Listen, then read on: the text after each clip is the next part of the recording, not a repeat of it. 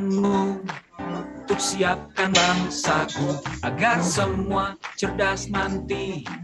Pakai teknologi digital, literasi dan konten positif ada di sini, Bisi Berkreasi. Yo, mari ciptakan pemuda masa depan yang semakin mengerti digital literasi, internet kita bersih, kuatlah generasi Indonesia bersama maju masa depan yang Bisi Berkreasi. Cerdaslah bangsa, kuatlah generasi Indonesia. One, two. Ku sambut panggilanmu untuk siapkan bangsaku agar semua cerdas nanti. Pakai teknologi digital, literasi dan konten positif ada di sini, Bisi Berkreasi. Yo, mari ciptakan pemuda masa depan yang semakin mengerti digital literasi, internet kita bersih, kuatlah generasi Indonesia bersama maju masa depan yang Bisi Berkreasi. Cerdaslah bangsa, kuatlah generasi Indonesia.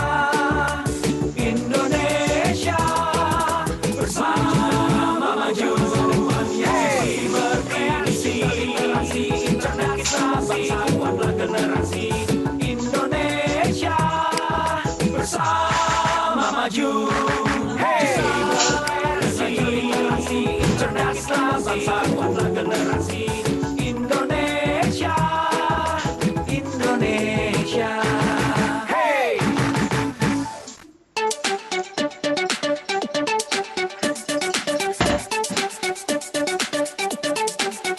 Assalamualaikum warahmatullahi wabarakatuh. Salam sejahtera, shalom, om swastiastu, namo buddhaya, salam kebajikan. Selamat siang dan juga selamat datang untuk Bapak Ibu, Akang Teteh dan juga teman-teman semua yang ada di kota Cirebon dalam webinar Gerakan Nasional Literasi Digital 2021 Indonesia Makin Cakap Digital. Salam literasi digital, senang sekali saya Triwidiat Moko yang siang hari ini boleh hadir di ruang digital Bapak Ibu, Akang Teteh dan juga teman-teman yang di kota Cirebon ya, untuk sama-sama kita siang hari ini berdiskusi dengan narasumber-narasumber yang kece-kece banget untuk bisa membuat kita makin cakap digital dalam webinar Gerakan Nasional Literasi Digital 2021 yang diselenggarakan oleh Kementerian Komunikasi dan Informatika bekerja sama dengan Siberkreasi. Baik, untuk mengawali kegiatan kita pada siang hari ini demi kelancaran kegiatan kita sampai dengan selesai nanti dan juga pastinya demi mendapatkan keberkahan untuk diri kita pribadi dan juga untuk masyarakat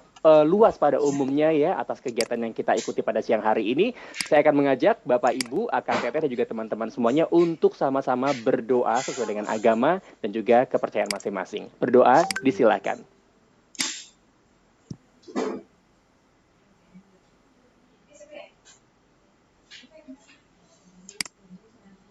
Amin, berdoa, komunikasi dan begitu ya. Saya akan menyapa untuk narasumber kita yang pertama dari Pilar Kecakapan Digital. Selamat siang untuk Ibu Dr. Sugiyarti MPD yang merupakan instruktur VCT Jawa Barat dan juga instruktur edukasi for ID. Selamat siang Ibu Sugi. Selamat siang Kakak, apa kabar? Alhamdulillah, aku baik. Ibu sehat Bu? Alhamdulillah sehat selalu. Salam juga untuk yang... Alhamdulillah. Baik, Ibu, nanti kita ketemu di sesi yang pertama ya. Oke, siap. Berikutnya dari Pilar Budaya Digital. Oke, siap. Sekarang kita langsung menuju dengan diskusi kita yang pertama dari Pilar Kecakapan Digital. Langsung aja aku undang The Queen of Pantun, Ibu Sugiyarti. Ibu Sugi. Oke, siap. Terima kasih Kakak. Suara saya terdengar Kak? Terdengar dengan jelas. Baik. Silakan kalau begitu Bu. Mau pantun dulu di awal? Boleh. Saya mau menyapa ini Kakak Boleh. moderator nih yang sudah menyiapkan saya untuk tampil pertama. Jalan-jalan ke Merauke, jangan lupa mampir ke Merauke. Salam hormat Kak Tiwi, Cakep. Dwi Jatmoko, moderator keren lagi oke. Oh aduh, disiapin. Terima kasih Bu Sugi, silahkan 20 menitnya dimaksimalkan. Oke, siap. Tapi saya akan menyapa dulu nih dari audiens yang ada. Pergi ke pasar beli abon, jangan lupa membeli kurma. Salam hormat audiens Cirebon, terutama siswa-siswi SMK Wikrama. Baik, saya izin share screen ya, Kak. Apakah sudah terlihat? Sudah. Silahkan Ibu dilanjutkan. Oh ya, baik. Pada kesempatan kali ini, perkenankan saya untuk menyampaikan materi pertama tentang digital skill atau kecakapan digital, bahwa hari ini saya akan bahas tentang cakap dan produktif di ruang digital. Kan katanya tak kenal maka tak sayang, maka indah nian burung merpati, merpati dalam sangkar kristal. Perkenalkan, nama saya Sugiyarti, pemateri tentang kecakapan digital. Pada kesempatan kali ini, saya akan perkenalan terlebih dahulu untuk profil pendidikan S1, S2, S3 dari Universitas Negeri Jakarta, pengalaman sebagai Waka Bidang Kesiswaan dan Kurikulum, pengawas SMA di KCD 2 Provinsi Jawa Barat, instruktur dari Virtual Koordinator Trainer Jawa Barat, trainer Microsoft Office level 100, sekretaris Sekolah Ramah Anak KCD 2 Jawa Barat, peraih penghargaan Lencana Pancawarsa 4 Kuarda Jawa Barat, dan saya sebagai bagian dari Wardah Inspiring Teacher 2021. Saya bisa dikunjungi di Sugiyarti 5 Depok YouTube atau di Sugiyarti 1980 untuk di Instagramnya. Dan sekarang kita akan bahas apakah literasi digital. Nah, di sini yang namanya kecakapan digital bahwa kita harus cakap dalam menggunakan media digital, bagaimana beretika dan bertanggung jawab untuk memperoleh informasi dan komunikasi. Nah, di sini literasi digital itu membuat kita mampu untuk berpikir kritis, kreatif, inovatif, bagaimana untuk problem solving, pemecahan masalah, ini sesuai dengan 4C ya di dalam pembelajaran abad 21. Bagaimana juga berkomunikasi dengan lebih lancar, bagaimana kita berkolaborasi dengan baik dengan banyak orang. Dan ini yang membuat literasi digital itu penting sehingga kita harus cakap. Nah, di sini kita bisa lihat juga bahwa penggunaan yang pertama 1981 ini komputer jinjing. Selanjutnya berubah lagi dari sebelum-sebelumnya ada gawai, ada komputer pribadi, ada televisi, ada radio, semakin ke bawah ada telepon, ada telegraf, di bawahnya lagi ada koran di tahun 1607. Dulu pakai merpati pos, bahkan dulu pengiriman surat pada tahun 550 sebelum Masehi. Nah, informasi dengan zaman sekarang di mana saja, kapan saja, dan oleh siapa saja, dan komunikasi menjadi lebih mudah, lebih cepat, dan lebih murah.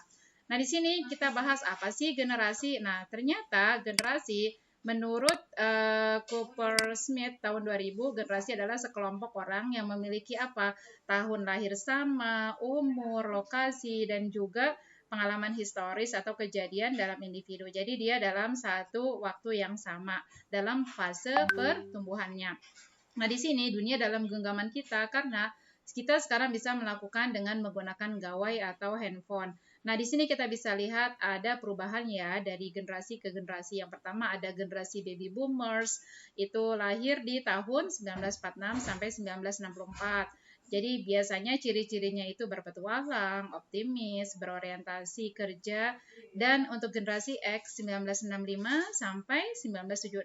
Ciri-cirinya bagaimana? Individualis, luwes, skeptis terhadap pewenang, biasanya punya harapan yang tinggi terhadap pekerjaan. Nah, di sini ada lagi generasi milenial 1977 sampai 1995. Dia biasanya ciri-cirinya PD dan selanjutnya mereka punya berorientasi pada kesuksesan, toleran, kompetitif, haus perhatian, biasanya baper nih kalau generasi milenial ya. Kalau generasi Z biasanya menghargai keberagaman, perubahan sosial, suka berbagi, dan berorientasi pada target. Nah, untuk generasi Alpha 2010 hingga sekarang, di sini masih belum terdeteksi, masih anomali, ada perubahan-perubahan.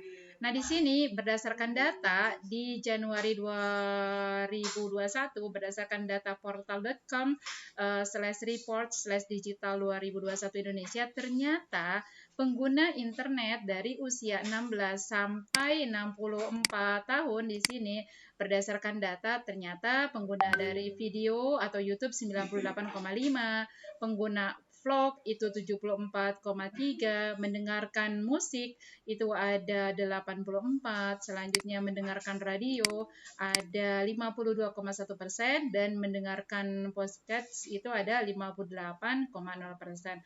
Artinya banyak sekali peluang-peluang yang kita bisa gunakan kalau kita produktif. Nah, di sini apa sih 5 soft skill yang harus kita miliki di era digital? Yang pertama, kita harus motivasi. Ingat, motivasi itu adalah dorongan seseorang. Nah, dorongan itu ada dari dalam, dari luar. Yang paling utama adalah dari dalam. Ketika dari dalam kuat, apapun yang terjadi di luar, kita pasti akan punya kemampuan untuk tetap bergerak seperti itu. Dan selanjutnya komunikasi. Ingat, komunikasi ini penting. Misalnya kita sudah janjian dengan seseorang, ternyata ada hal yang menghalangi. Lebih baik dikomunikasikan sehingga akan tercipta bentuk komunikasi yang baik sehingga akan tetap terjalin kepercayaan. Contoh, mau janji jam 1 ketemu, ternyata setengah 1 ada kecelakaan sehingga motornya tidak bisa jalan. Nah, itu bisa kita foto, kirim ke teman yang di seberang sana, mohon maaf, saya agak terlambat, motor saya rusak, atau misalnya motor saya harus saya bawa ke bengkel terlebih dahulu. Nah, itu akan menjadi lebih indah daripada tidak ada komunikasi.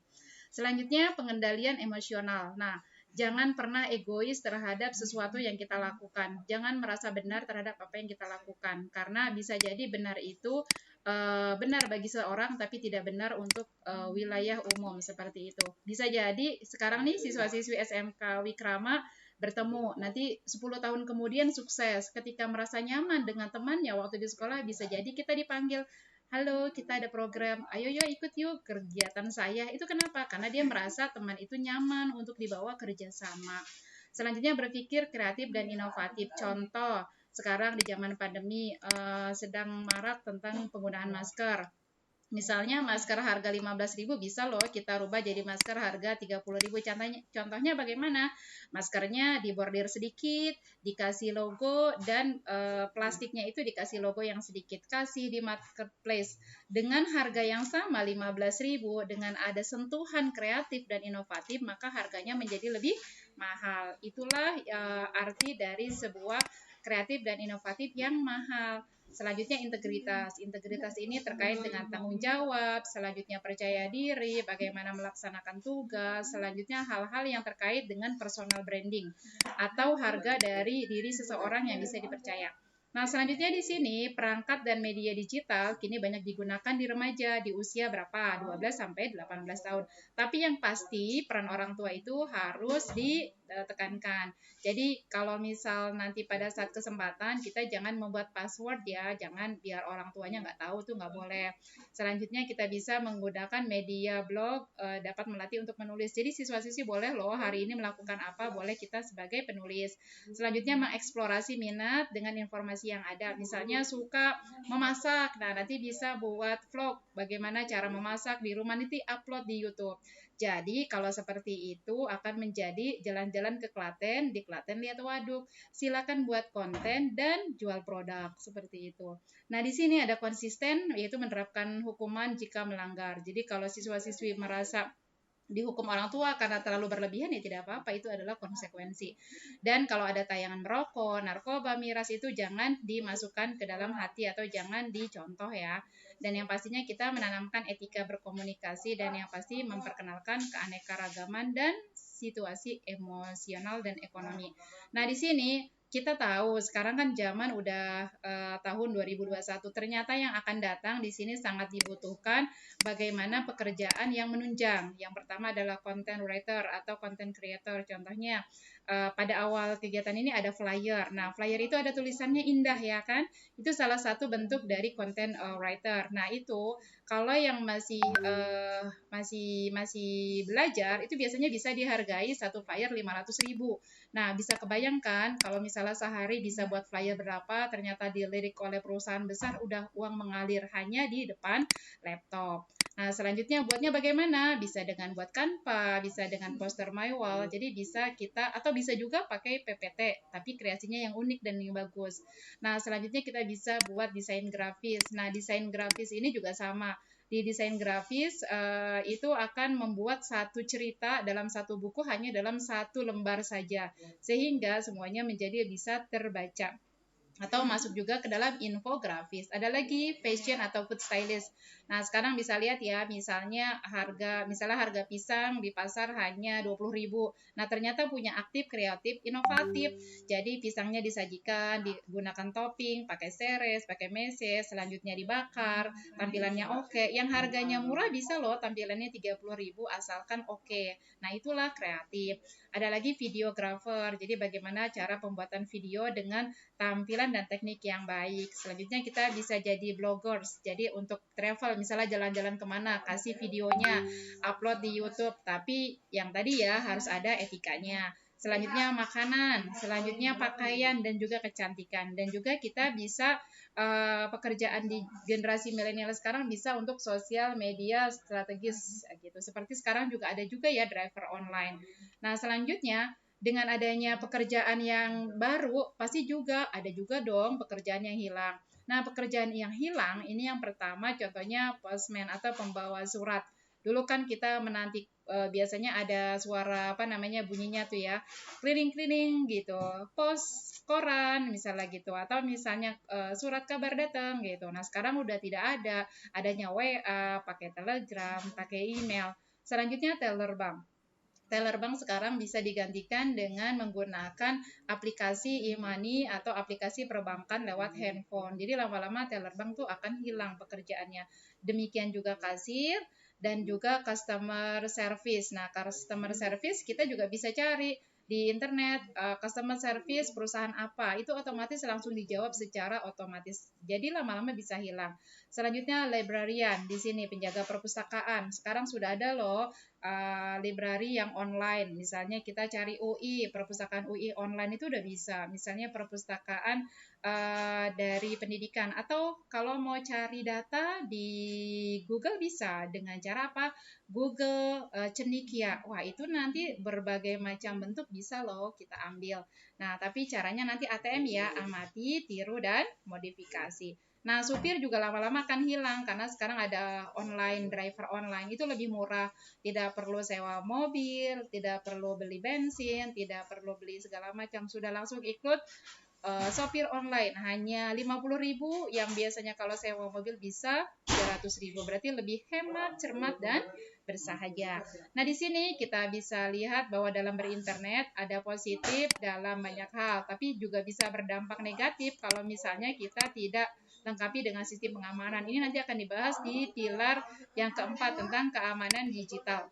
Nah, di sini kita bisa lihat bahwa perubahan-perubahan itu sangat pasti. Di sini yang harus kita ketahui adalah baik di dunia nyata sama juga dengan baik di dunia maya.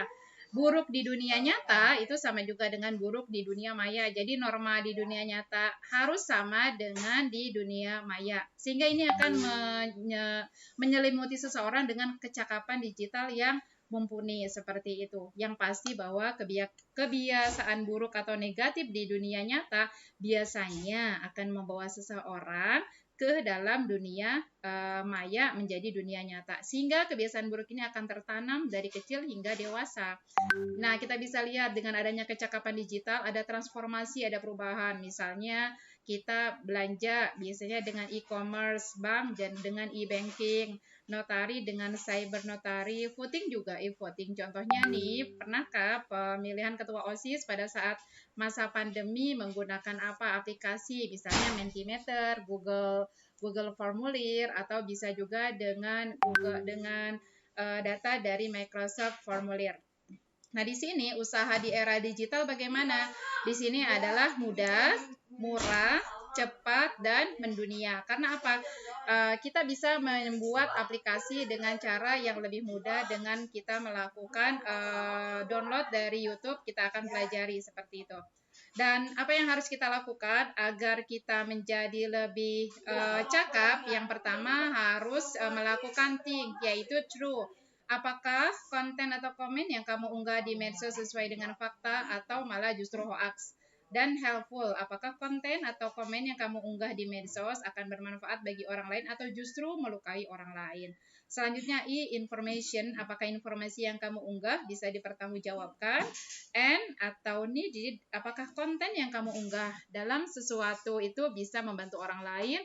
Dan K atau kind, yaitu apakah konten yang kamu unggah sudah bijak dan sopan atau malah justru kasar. Nah, di sini biar kita menjadi generasi yang cakap dan produktif, yaitu kita harus unggah konten yang bermanfaat. Selanjutnya kita harus jaga dan lindungi privasi.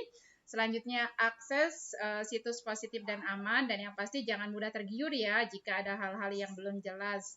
Dan yang pasti jadilah pengguna internet yang bijak dan awasi anak dalam berinternet. Nah, yang pasti bahwa katakan tidak pada konten negatif. Apa tuh konten negatif? Nanti akan dibahas, yaitu tentang hoax, tentang adu domba, atau ujaran kebencian. Seperti itu. Sehingga kita bisa menjadi lebih cakap dan bijak dalam menggunakan media, internet, televisi, newspaper, radio, maupun magazines atau majalah. Jadi, pergi ke pasar beli bantal, membeli beras 1 kuintal. Semoga Indonesia makin Cakep. cakap digital, terliterasi cakap, melek digital. Terima kasih. Assalamualaikum warahmatullahi wabarakatuh. Waalaikumsalam warahmatullahi wabarakatuh. Terima kasih Bu Sugi. Waduh, pantun-pantunnya cakep, materinya cakep. Wah, kenyang kita pokoknya dapat informasi dari Bu Sugi soal kecakapan digital itu sendiri. Baik, hatur nuhun Bu Sugi, terima kasih banyak untuk materinya Ibu Sugi ya. Dan saya akan langsung melanjutkan saja kan. Oke, yang pertama untuk Ibu Sugiarti, Ibu, Ada pertanyaan. pertanyaannya dari Nishung apa Nishong ini ya? Nishong kan? Oke, hey, kamu apanya ini? Sahruk kan? Oke, pertanyaan. Nishong kan ya, baik kalau begitu. Oke, pertanyaannya, mengapa literasi digital sangat penting dikenalkan kepada seluruh masyarakat? Baik, kepada seluruh masyarakat dari yang muda sampai yang tua. Ibu Sugi, seperti apa Bu responsnya? Baik, terima kasih atas pertanyaannya dari ibu atau adik ini ya, Kak Nishongkan. Jadi mengapa literasi digital sangat penting diperkenalkan kepada seluruh masyarakat dari yang muda sampai yang tua? Ini konsekuensinya terhadap beberapa pilar yang tadi sudah kita sampaikan. Bahwa yang pertama, berdasarkan data yang sudah disampaikan, bahwa ternyata pengguna internet itu dari usia muda sampai usia tua itu sampai menghabiskan waktu satu hari 8 jam 52 menit. Berarti kan banyak aktivitas di dunia digital. Dan yang kedua, bahwa penting sekali kita sebagai generasi yang sekarang ini cakap terhadap digital. Karena ketika kita salah share, kita akan terhubung dengan Undang-Undang ITE yang sudah disampaikan sebelumnya, bahwa bisa mendapatkan ketika jarimu harimaumu itu sampai salah menge-share, itu ada hukuman sampai 1 miliar uang atau 6 tahun penjara. Jadi ada polisi cyber, dan itu kita harus hindari sampai tersangkut atau terhubung dengan kejahatan cyber. Selanjutnya yang kedua, bahwa di masa pandemi ini ketika kita bisa kreatif, inovatif, bisa membuat peluang yang ada, kita bisa menyongsong era digital untuk menyiapkan lapangan pekerjaan yang oke untuk di kemudian hari. Ingatlah bahwa generasi sekarang itu pendidikannya harus beda dengan yang sekarang. Ibarat busur panah, tidak sama dengan yang sekarang, tapi dia akan melesat sesuai dengan zamannya, seperti itu. Dan yang ketiga, bahwa perlu adanya etika digital. Jadi ini sebenarnya hubungan dengan pilar-pilar yang ada ya, bahwa etika digital itu perlu, karena baik di dunia nyata akan baik juga di dunia maya. Kalau kita mengabaikan itu, ingat, ada polisi cyber yang siap untuk mengintai kita. Siapa dia, siapa yang melakukan kesalahan, bisa berhubungan dengan kepolisian. Tapi di lain sisi, kalau kita bisa bagus mengambil peluang, kita bisa mendapat income atau istilahnya mendapat cuan-cuan seperti itu. Sehingga etika digital, selanjutnya pilar keamanan dan semuanya itu menjadi satu kesatuan yang kuat. Jadi pergi ke pasar membeli saus, jangan lupa membeli bantal. Cakep. Bijak sebelum unggah medsos, itu ciri cakap digital. Dan semoga kita juga Cakep. menjadi generasi yang cakap digital. Jadi yang terakhir nih, pergi ke pasar beli bantal, membeli Ya. beras 1 kuintal. Semoga Indonesia makin cakap digital, literasi cakap, melek digital. Terima kasih. Cakep banget Ibu Sugi. Queen of Pantun ini ya Bu Sugi kalau dari semua narasumber kita. Terima kasih Bu Sugi untuk jawaban pertanyaannya. Baik, terima kasih. Dan kita akan menuju kepada pertanyaan berikutnya. Kita bikin kenyang karena daging semuanya ya. Bikin kita semua makin cakap digital. Oke, aku mau coba mereview sedikit ya, memberikan catatan sedikit mungkin untuk teman-teman semuanya dari materi-materi yang sudah disampaikan oleh narasumber-narasumber kita.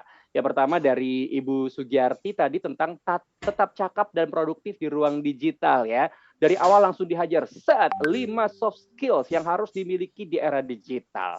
Dijelasin tadi. Yang pertama ada motivasi, komunikasi, pengendalian emosi, berpikir kreatif dan inovatif, serta integritas. Teman-teman, soft skills ini harus dikuasai ya, diimbangi dengan hard skills digital lainnya. Kenapa?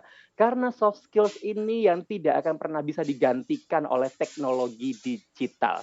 Jadi kalau kita imbangi ya yang namanya hard skills digital kita dengan soft skills tadi itu, maka kita akan menjadi individu yang siap bersaing di era digital ini. Nah, agar lebih cakap digital kita harus true teman-teman ya. Think helpful information, needed and kind. Yuk, mulai dari sekarang unggah konten bermanfaat, jaga dan lindungi privasi teman-teman semuanya, akses situs positif dan aman, jangan mudah tergiur juga dengan hal-hal yang belum jelas, jadi pengguna internet bijak, serta awasi anak dalam berinternet. Oke, aku ke materinya Ibu Nunu Mujiana tadi soal membangun masyarakat digital yang berbudaya Indonesia ya. Masyarakat Indonesia seperti yang kita tahu sudah bermigrasi dan menggunakan teknologi digital dalam kehidupan sehari-hari di setiap aspek kehidupan. Tapi ditekankan sama Ibu Nunu tadi, jangan lupakan norma dan budaya Indonesia. Gunakan semuanya di ruang digital tadi itu ya.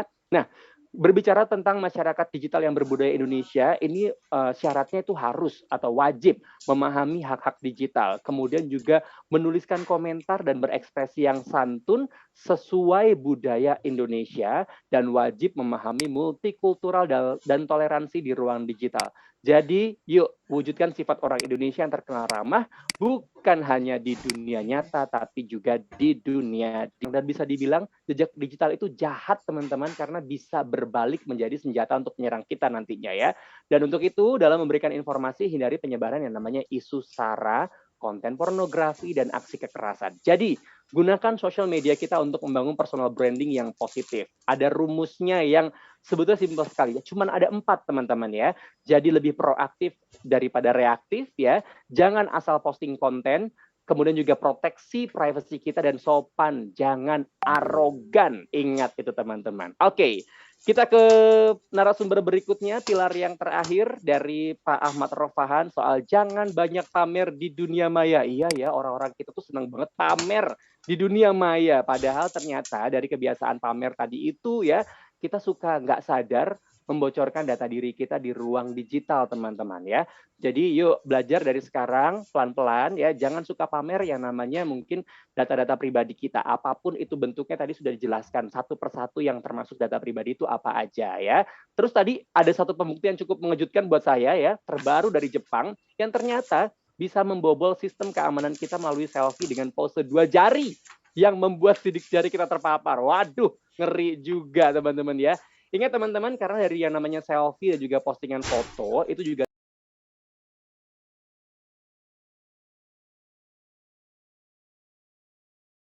sering banget ada celah ketidaksengajaan kita dalam membocorkan data pribadi di ruang digital ya.